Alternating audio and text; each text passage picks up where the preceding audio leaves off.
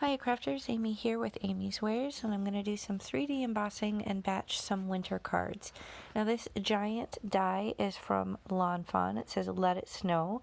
I have an awesome embossing folder from Simon Says Stamps called Tall Pines, and I'm going to use these products to batch this card that you see here. A very simple design, but has a lot of texture and wow effect without a lot of effort. So I have some card panels here. I'm just going to show you one example, but I am able to batch a handful of these for my Christmas stash.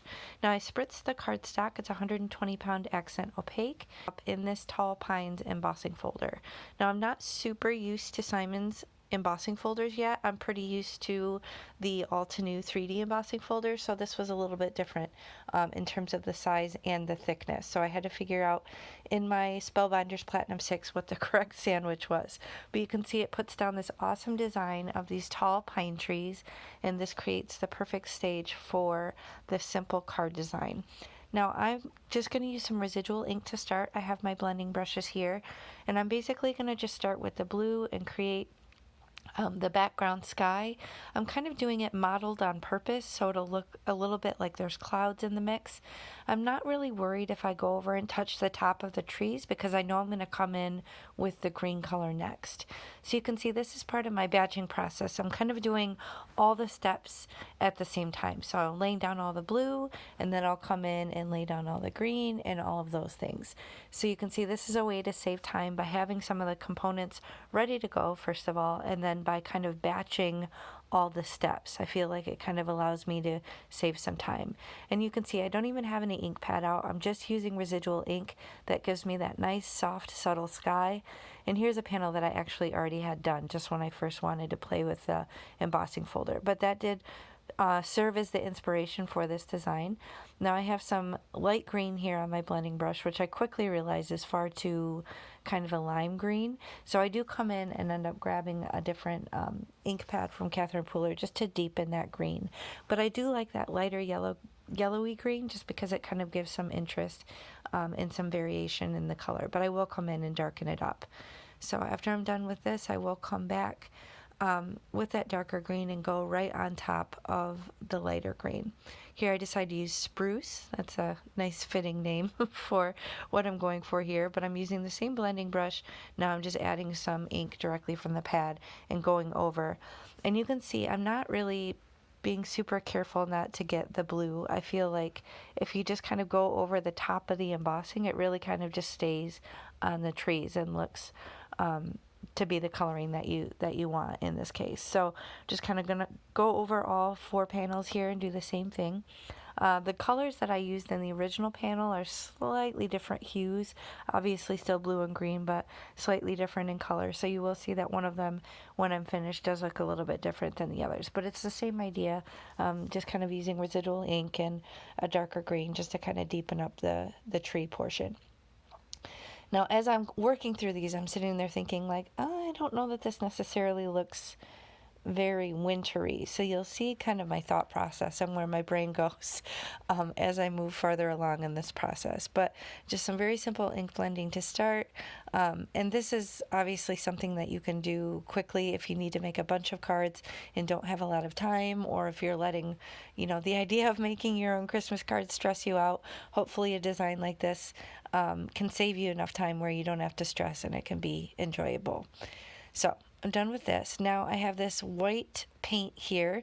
I'm going to put some white splatter down because I want to create the look of snow. This is my first thought in terms of making it look more wintry rather than like a kind of summery forest. So I'm spritzing some water, and I grabbed a toothbrush here. My friend Lauren just showed the most brilliant splatters by using a toothbrush, but as you can see, I clearly need practice, or I need to figure out what I'm doing wrong because I got those huge white blobs. So not the look I was going for, not really snow-like when you have huge blobs. So I'm just going to quick come in with some paper towel and try and blot those up. Thankfully it didn't really show once I blotted them, so that was good. But the little splatters didn't really show either. So I'm like, okay, well this isn't snowy enough. What do I do next? So I'm just going to move on to my die cutting for now, and I'll figure out something else in a bit. But I have some metallic gold. I have one that's cut out of kind of matte gold.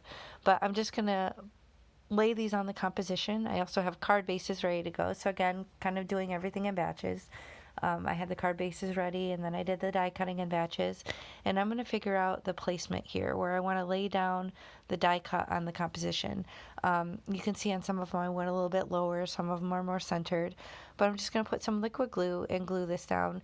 You can use whatever adhesive medium you want. In this case, I went with the liquid glue just because it was right there, and this isn't a super fiddly die cut, so I was hoping to avoid too much oozage. And also with the embossing and the texture of the cardstock, I wanted to make sure that it stayed stuck and stayed down really nicely. So just going to press that down. I'll probably put a big acrylic block on top of it just to kind of give it a minute to adhere. And then this is where I decided to go another direction. So I got this whip, I forgot what the name of it was already. I'll link it below. This whip stuff as a freebie on an order from Scrapbook, and I've never used it before. It's quite chunky, and I don't know if you saw, I had some glitter spray there. This is what I'm spraying just to kind of loosen it up. So I'm adding some glitter and also trying to loosen up the medium, and I just have kind of like an angled paintbrush here. So I'm trying to make it a little bit more runny, not super runny. Cloud whip, that's what it's called. So now I'm going to kind of dapple it on the trees just to kind of add some snow to it. I didn't love this at first. I ended up going with it because, again, I needed it to look like it was snowy to match the sentiment. So this, I think I got a little bit more refined on future cards. It wasn't quite so blobby on the top of the trees, but like I said, I didn't love it at first, but then I sort of didn't hate it either. So this was a fun way to use this medium that I haven't used before and add a little bit of a snowy element into this card. If you know of a better way to use this stuff or thin it out or just basically a better way to apply it, please let me know in the comments below, because I've never used that medium before, and I'm not sure I did it right, but anyway, I'm going to add some blingage here just to give a little bit more of a snowy, shimmery effect. These are white little sequins, and I'm just going to add them in odd numbers around the composition with my dual picker tool, and again, that liquid glue. So that's basically the design. I'm just going to go through and do all the other ones again in batches as I'm throwing sequins all over the place. But I felt like I brought a little bit more of the snow element into it. Obviously, it's hopefully implied when you look at these tall pine trees and the sentiment that, you know, it's a winter card, but came together pretty quickly. It's a really easy design to batch if you need a bunch of cards. So if you enjoyed this, please hit the thumbs up and consider subscribing. I'll link all the available products below in the video description box. And if you do follow those links, it's no additional cost to you, and it does help me out a lot. So thank you so much for spending time with me today. I'll catch you next time. Bye.